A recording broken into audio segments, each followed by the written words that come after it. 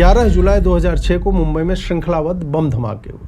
खार रोड और Santa cruise, Bandra और खार रोड, जोगेश्वरी और माहिम जंक्शन, मीरा रोड और भयंदर, मतुंगा और माहिम जंक्शन एवं बोरीवली जैसे 7 ट्रेन रूट्स पर संध्या काल के अति व्यस्त समय पर लगातार बम फटे और 189 लोग मरे।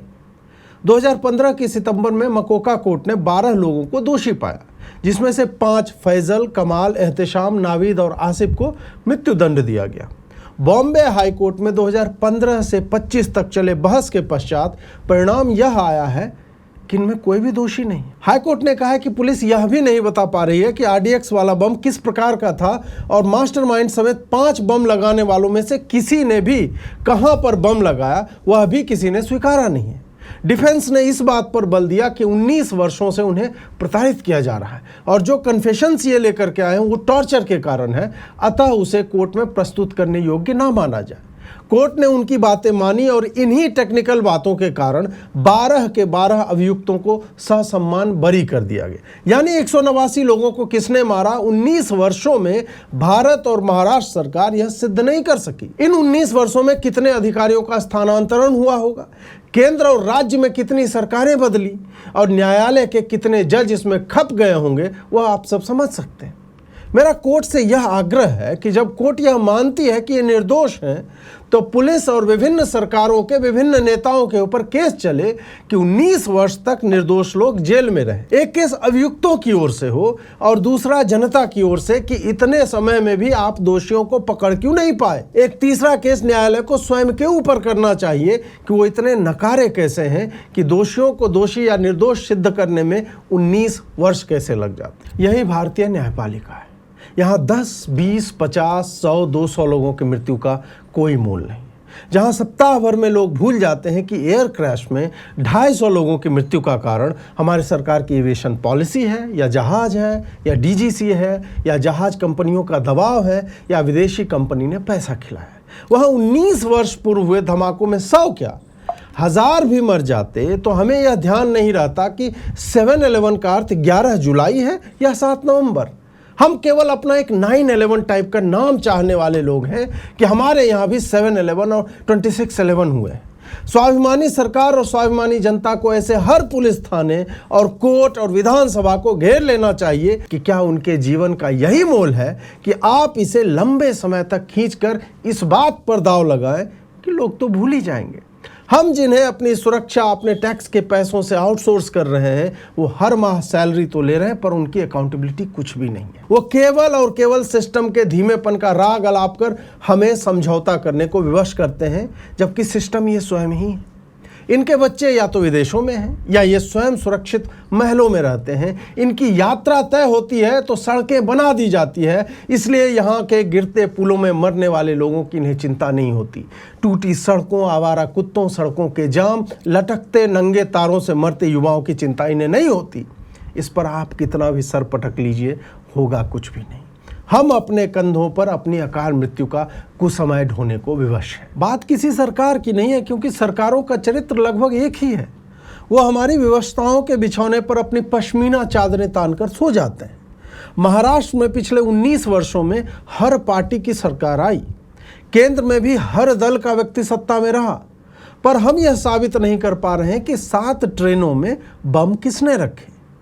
क्या इतने मूर्ख हैं हम जो यह नहीं समझते कि समझौते नहीं हुए होंगे। एक बात तो स्पष्ट है कि बम फटे और लोग मरे। दूसरी बात स्पष्ट है कि 19 वर्ष पूर्व रोबोट्स ने तो बम रखे नहीं होंगे। यह कार्य हाड़ मांस के मानवों ने ही किया होगा।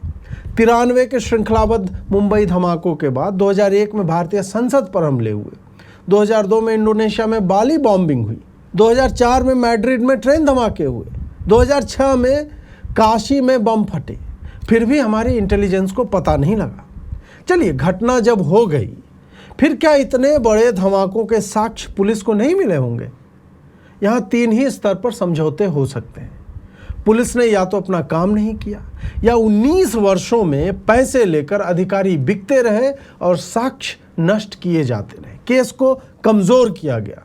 दूसरी बात, पुलिस पर किसी पार्टी की सरकार के दबाव के कारण केस को जबरन धीमा करने का दबाव बनाया गया, साक्ष्य हटाए गए। या फिर तीसरा, न्यायपालिका ने पैसों की बोरियों के चक्कर में आंखें मूंद ली। हम किसी पर भी अपने लोकतांत्रिक अधिकारों के बाद भी आरोप नहीं लगा सकते, क्योंकि जब भी जिसकी भी सत्ता होगी वहां की पुलिस आपको उठाने आ जाएगी। जजों पर बोलना तो अपराध है, क्योंकि वीडियो पर चलते हुए नोटों की गड्डियों से भरे बोरे होने के साक्ष्य होते हैं और जज कहते हैं कि मेरे घर से मिला, तो इसका मतलब यह नहीं कि वो मेरे हैं। और उनके ब्रदर जज संभवतः उसे इस आधार पर छोड़ देंगे कि जले हुए नोटों में किसी पर भी उनके फिंगरप्रिंट या डीएनए नहीं मिले, जिससे यह बात उचित लगती है कि माननीय जज को फंसाने के उद्देश्य से ही नहीं, बल्कि पूरी न्यायपालिका की अति स्वच्छ छवि को धूमिल करने हेतु किसी व्यक्ति का यह कुत्सित प्रयास था। और आपको मानना पड़ेगा कि यही हुआ होगा। जो उचित बात पूछेंगे, चर्चा उनकी बातों पर नहीं, उन पर ही होने लगेगी कि वो किस विचारधारा के, उन्होंने पहले क्या लिखा है, क्या पोस्ट किया है, और इसी कारण से उनका उचित प्रश्न कहीं खो जाएगा और पूर्व में किया हुआ आचरण मूल बिंदु बन जाएगा। जबकि मूल बिंदु ना तो प्रश्न पूछने वाला व्यक्ति है, ना ही उसके पूर्व का ट्वीट। मूल बिंदु है कि 189 लोग मरे और कोई अपराधी नहीं है। यह संभव कैसे हो जाता है? सुप्रीम कोर्ट के मुख्य न्यायाधीश कहते हैं कि सोशल मीडिया पर न्यायपालिका के विरोध में जो लिखा जा रहा है उसे आयरन हैंड से डील करना होगा। सीजेआई गवाही यह कह सकते हैं, क्योंकि वो जानते हैं कि उनका पद उन्हें कुछ भी करने की स्वतंत्रता देता है। यह वही कुर्सी है जहां 4 वर्ष की बच्ची के बलात्कारी और हत्यारे में ऑस्कर वाइल्ड की पंक्तियों के माध्यम से भविष्य खोजने की चेष्टा होती है। उन्हें संविधान या न्याय संहिता नहीं दिखती, उन्हें कोटेबल कोट्स का गूगल सर्च दिखता है।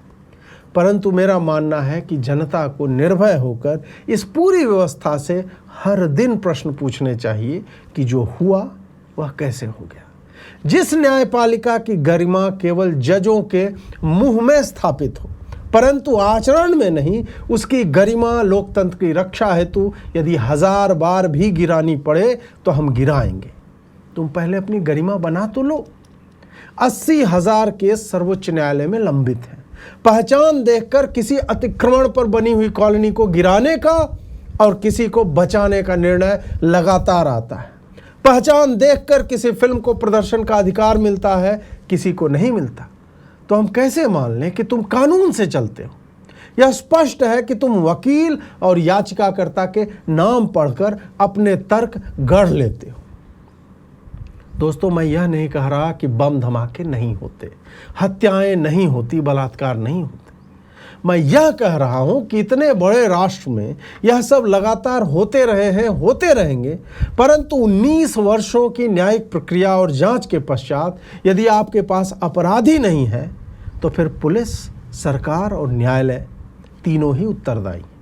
आप यह मत भूलिए कि सरकारों के पास हर संसाधन है, हर विभाग या विषय हेतु मंत्रालय है, अधिकारी हैं, पूरी की पूरी पुलिस है, जांच हेतु कई विभाग हैं। अतः यह कहना कि सरकार यह कर रही है इसलिए वह नहीं हो पा रहा, एक निकृष्ट और बेकार तर्क है। हमारे और आपके मनोरंजन हेतु अब यह केस सुप्रीम कोर्ट में जा सकता है। 10 वर्ष वहां भी बीतेंगे। वहां तो यह कह दिया जाएगा कि इतने समय जेल में रखना स्वयं में एक अपराध है, इसलिए इन्हें बेल तो मिलना चाहिए। वो बाहर घूमता किसी और आतंकी गतिविधि में संलिप्त होगा, कुछ और लोग मरेंगे। विचारधाराओं के कारण ऐसी घटनाओं पर चुप रहना नागरिकता के मूल्यों से समझौता है। यदि आप ऐसा करते रहेंगे तो बकासुर एक दिन यह तय कर देगा कि फलां गांव से हर दिन उसके आहार हेतु 1 बैलगाड़ी अनाज, 2 बैल, 1 गाड़ीवान अपनी अंतिम यात्रा पर स्वयं ही निकल जाया करे। नमस्कार।